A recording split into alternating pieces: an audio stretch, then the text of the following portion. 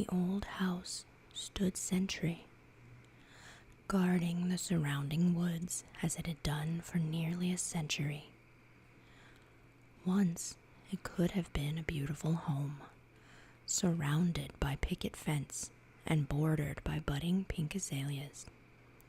A family could have lived there, their laughter and tears echoing through the polished halls. The house was old and dilapidated now.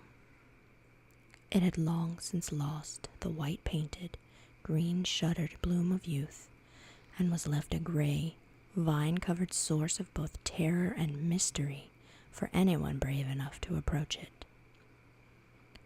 Who had lived within the walls of this forbidding place? The rumors had been circulating among the townspeople for years, but no one really knew. Some said that a widow had grieved to death there, pining for her husband who had drowned in the nearby creek. Some said that the house had been a refuge for pirates, and that a great treasure was buried under its sunken brick foundation.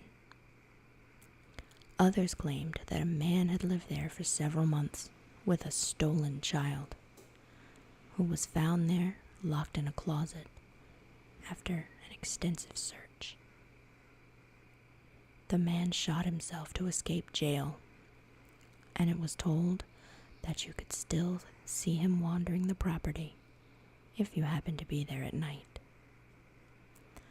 As a teenager, the idea of seeing that house was both thrilling and terrifying. My mother believed no such nonsense, but forbid me anyway, in light of the very real dangers of getting lost in the woods, contracting poison oak, or being bitten by some poor, unsuspecting snake as I stepped too close. She was probably right, but everyone knows that to a teen, I forbid you is the same as I dare you. The house was now not only a vague idea, but a challenge. I had to see it. As no forbidden task is complete without a partner in crime, I convinced my best friend that it would be a great idea to traipse into the woods in the middle of the night and search for a supposedly haunted and terrifying-looking house. She put up a small fight, but in the end agreed to the plan. We concocted an elaborate tale for our respective families that ensured that no mothers would call and check on the whereabouts or well-being of either of us. We passed the time in the car, listening to music and talking about what had happened at school that day. Neither of us had any idea what was in store for us in that woods. The sky was dark and starless, with heavy clouds blocking the moon.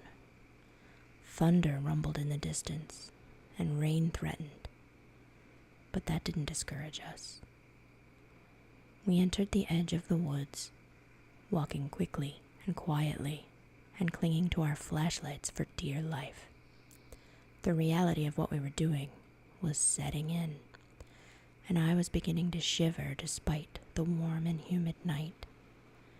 But there was no way that I would back down now. My friend looked as if she could be very easily talked into retreating to the safe haven of my waiting car, but neither of us spoke. The sound of leaves and branches cracking beneath our feet was the only noise that we made. We had been walking for about 20 minutes when it appeared over the crest of a small hill.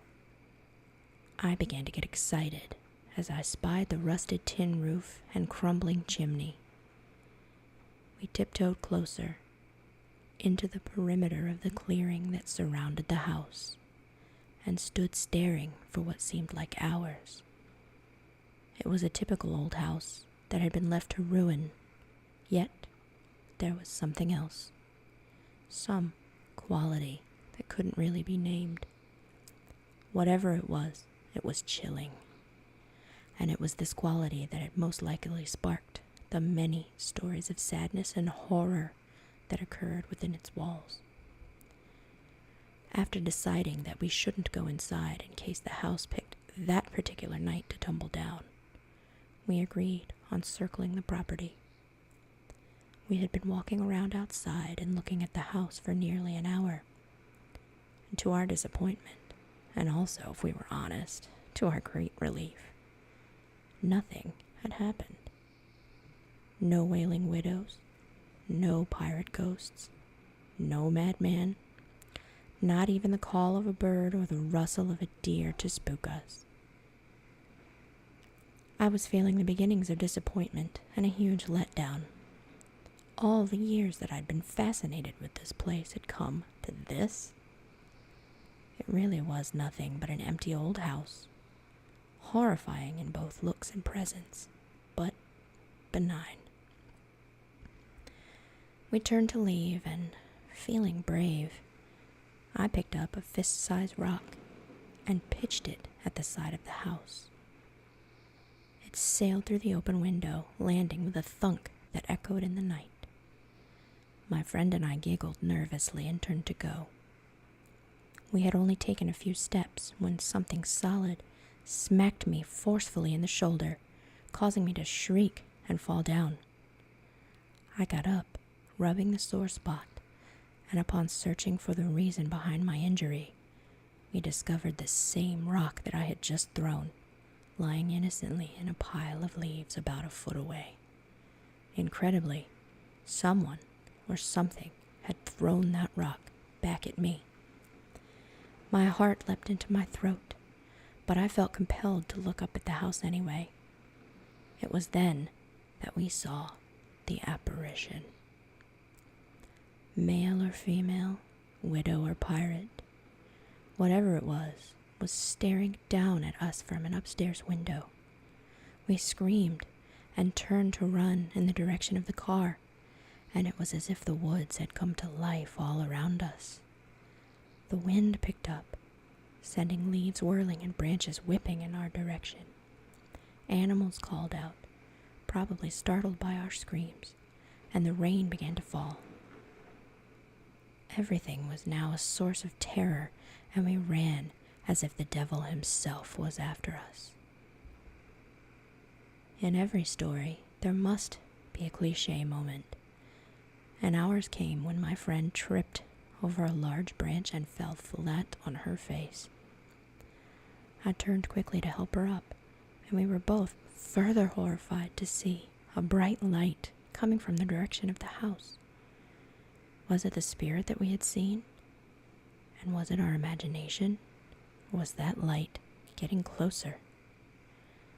This time our screams could probably be heard 3 towns over as we tore through the woods, making it to the car just as the sky opened up and a deluge of rain began to fall. I started the engine and we sped away toward the house of a mutual friend. There, we spent the remainder of a sleepless night, going over everything and discussing what we may or may not have seen. There were natural explanations for most everything that occurred, but what was that light? Was it really a spirit that we saw staring down from the window? Who or what could have possibly thrown that large rock that had left a painful purple bruise on my right shoulder? The rest of our weekend passed in relative quiet. I returned home on Sunday evening, saying nothing about our little adventure.